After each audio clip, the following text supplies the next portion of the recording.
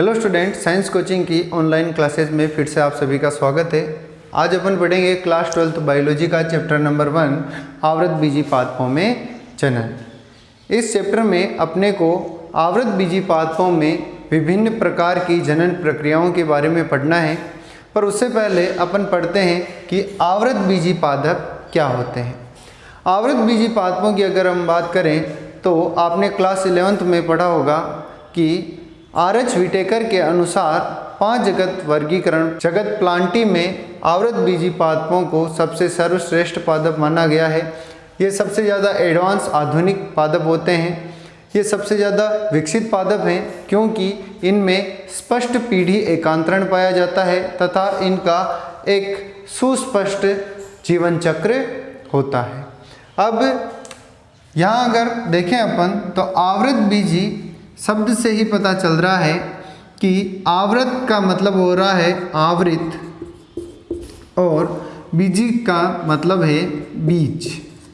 मतलब वे पादप जिनका बीज क्या होता है, आवृत होता है। और यह किससे आवृत होता है? फल भित्ति द्वारा।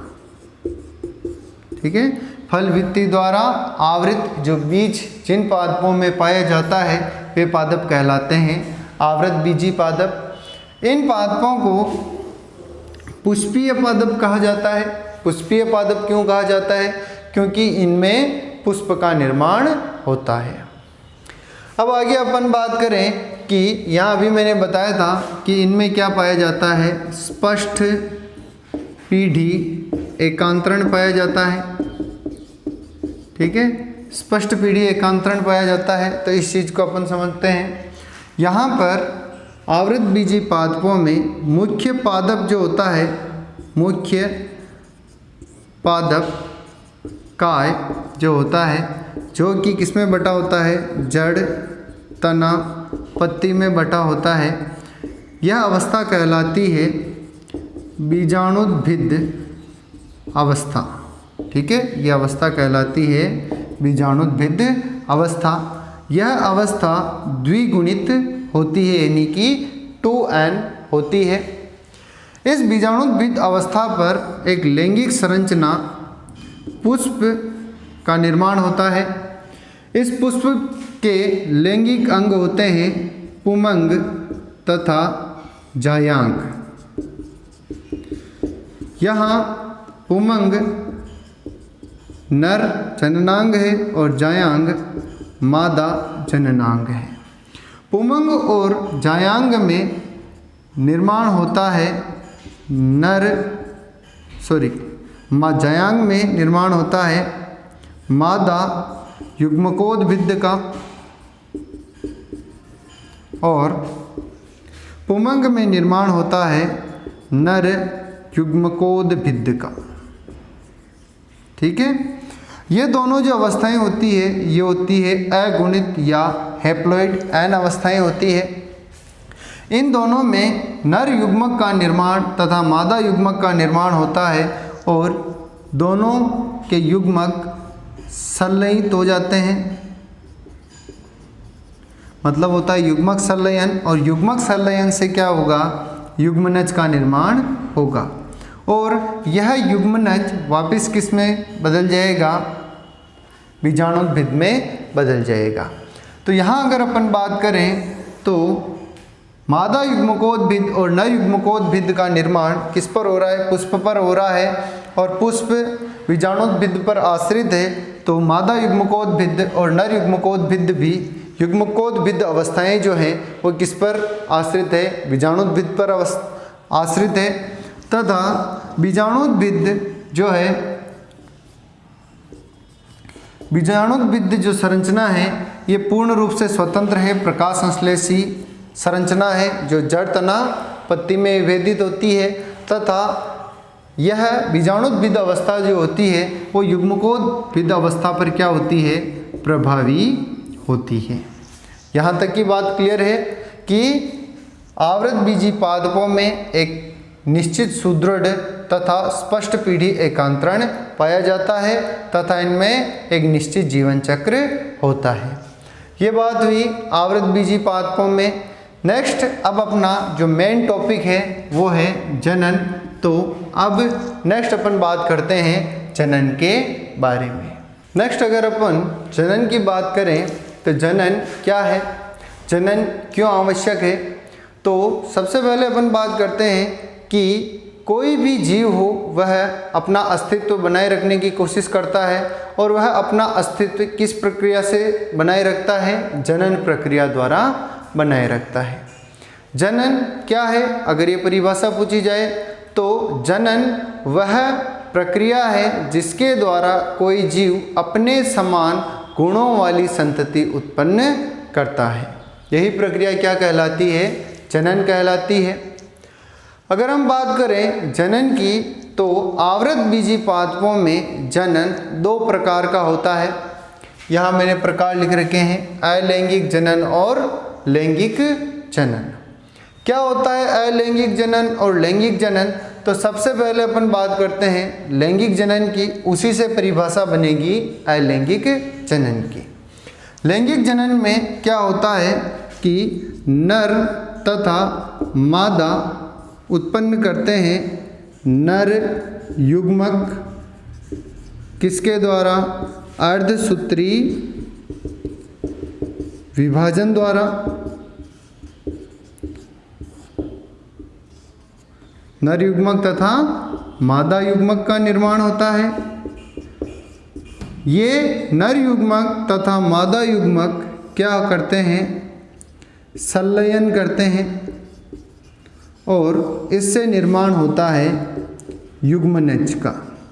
और इस युग्मनज में होता है परिवर्धन और इस परिवर्धन से बनता है एक जीव। बात आ गई समझ में। परिवर्तन जो हो रहा है युग्मनज का, उससे और भी अवस्थाएं होती है। युग्मनज से बनता है, बीज की अवस्था लिख देते हैं भ्रूण, और भ्रूण से क्या बन रहा है, जीव बन रहा है। ठीक है, यह इस प्रकार का जो जनन है ये क्या कहला रहा है, लैंगिक जनन। अगर लैंगिक जनन की परिभाषा पूछी जाए तो लैंगिक जनन वह प्रक्रिया है जिसमें अर्धसूत्री विभाजन तथा युग्मक संलयन के फलस्वरूप युग्मनज तथा जीव का निर्माण होता है। वही प्रक्रिया क्या कहलाती है, लैंगिक जनन। नेक्स्ट अब उसी से परिभाषा बनाते हैं अलैंगिक जनन की। तो अलैंगिक जनन क्या है, तो वह जनन जिसमें अर्धसूत्री विभाजन भी नहीं होता है और क्या नहीं होता है, युग्मक संलयन भी नहीं होता है। इस प्रकार का जनन क्या कहलाता है, अलैंगिक जनन कहलाता है।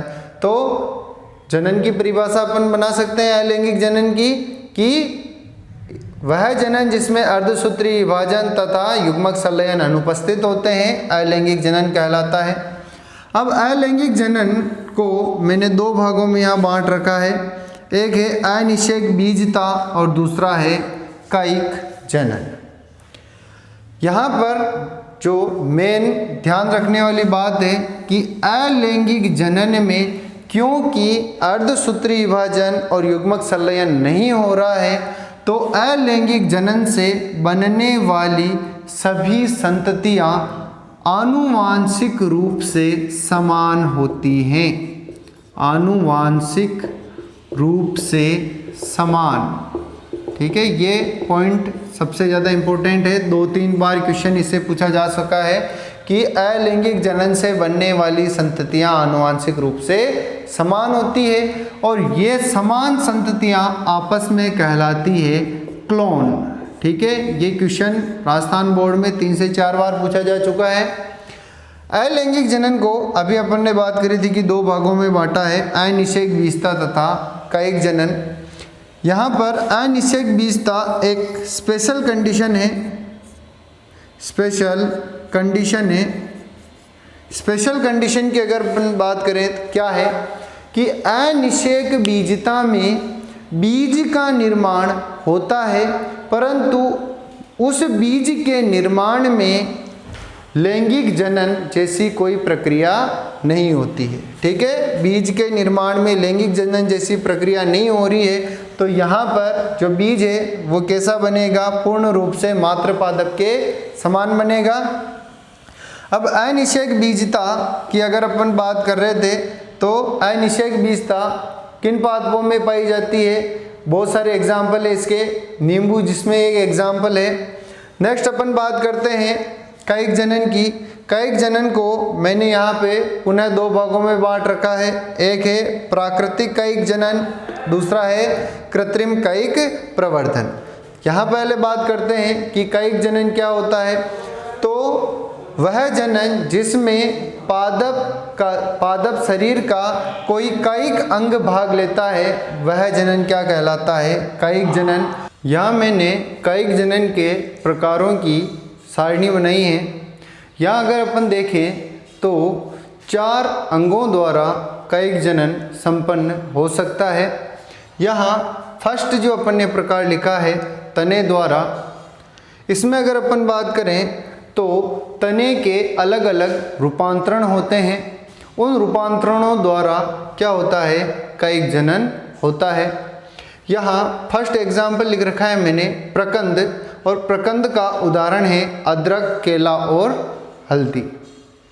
दूसरा अपन ने उदाहरण लिख रखा है कंद। कंद का उदाहरण है आलू, आर्टिचोक।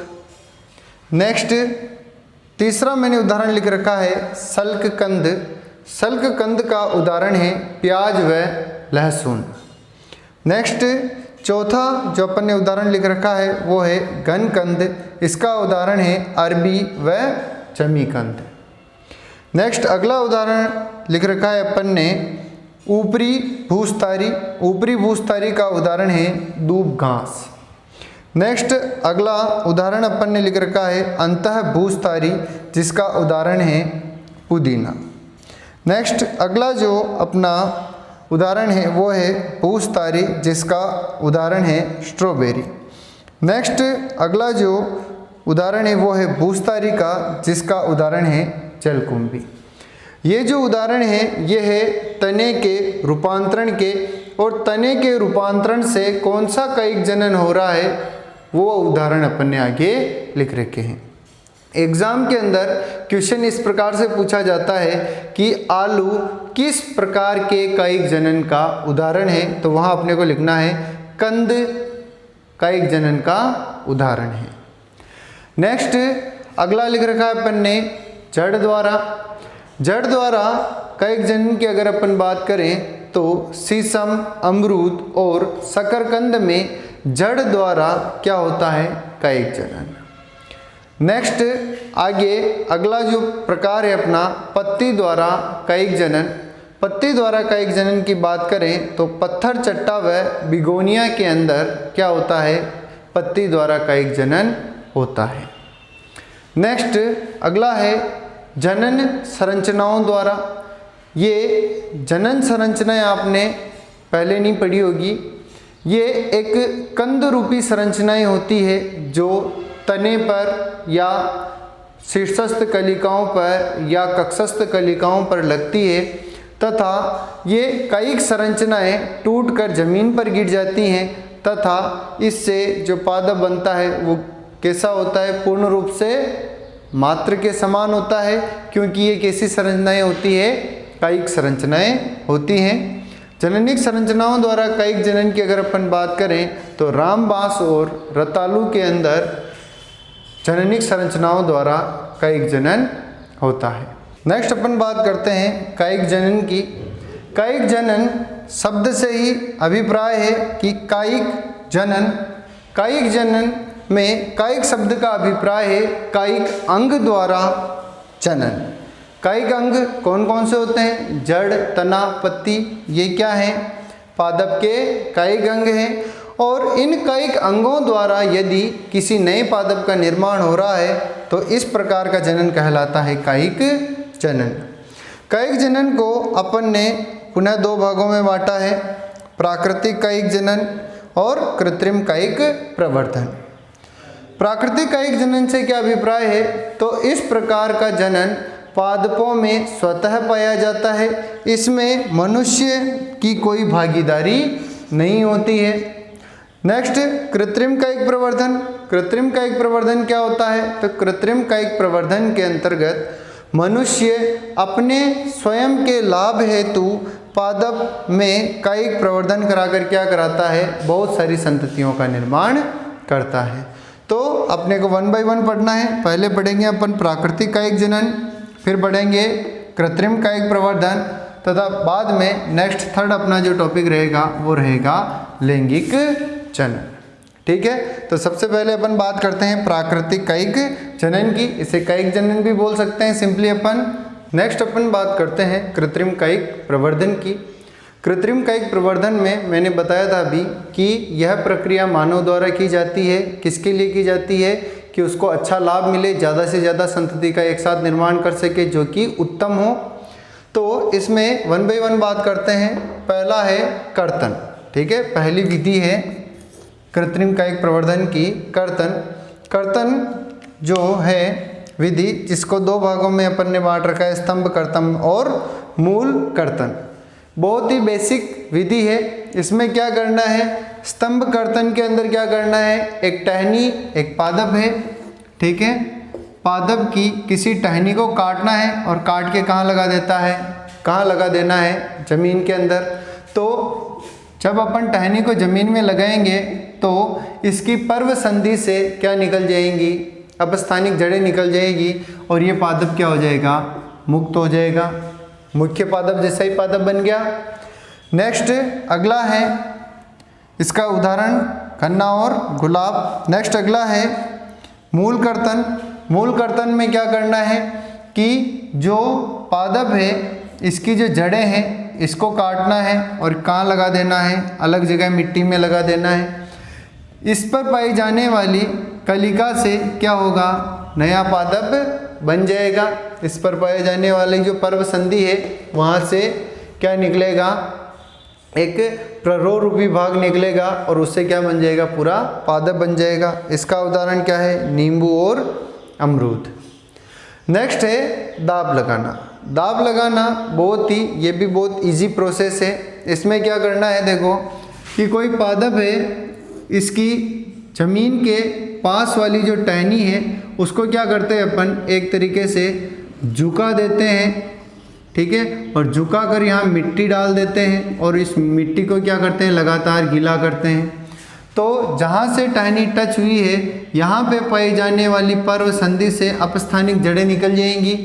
फिर इसको यहाँ से काट देना है तो ये क्या बन जाएगा, एक अलग पादप बन जाएगा। यह क्या कहलाती है, तीला दाब विधि। किसकी, कृत्रिम कायिक प्रवर्धन की। नेक्स्ट है वायु दाब या घुट्टी। अच्छा, टीला दाब द्वारा मोगरा के अंदर अपन नया पादप बना सकते हैं। नेक्स्ट है वायु दाब या घुट्टी। इसमें क्या करते हैं कि कोई पादप है, इसकी टहनी को हल्का सा छिल दिया जाता है, छिलकर इसके ऊपर मिट्टी लपेट दी जाती है और इसी पे लपेट दिया जाता है गीला कपड़ा। ऊपर एक मटका लटका कर इससे एक नली छोड़ देते हैं किसके ऊपर, इस गीले मिट्टी पर या इस गीले कपड़े पर। यह लगातार गीली रहती है मिट्टी तथा यहाँ पर अपस्थानिक जड़ें निकल जाती है इस टहनी से। इस टहनी को मुख्य पादप भाग से काट कर अलग कर लिया जाएगा और यह क्या बन जाएगा, एक अलग पादप बन जाएगा। बहुत ही आसान है, यह कहलाता है वायु दाब या घुट्टी विधि। इसमें लीची, अनार और गुड़हल में इस प्रकार से किया जा सकता है। नेक्स्ट बात करते हैं रोपण की। रोपण सबसे ज़्यादा उपयोगी विधि है। इसके अंदर क्या किया जाता है कि कलम किए हुए पादप बनाए जाते हैं। किस प्रकार से बनाए जाते हैं, तो यहाँ पे क्या किया जाता है कि जो किसी क्षेत्र विशेष का लोकल जो पादप होता है, ठीक है, किसी क्षेत्र विशेष का लोकल पादप है जो कि उस क्षेत्र में बहुत अच्छी तरीके से क्या करता है, वृद्धि करता है। इसका ऊपरी शीर्ष भाग काट दिया जाता है, केवल इसकी जड़ें जो होती है उनको आधारीय तने के आधारीय भाग से जुड़ी हुई जहाँ होती है वहाँ से काट लिया जाता है।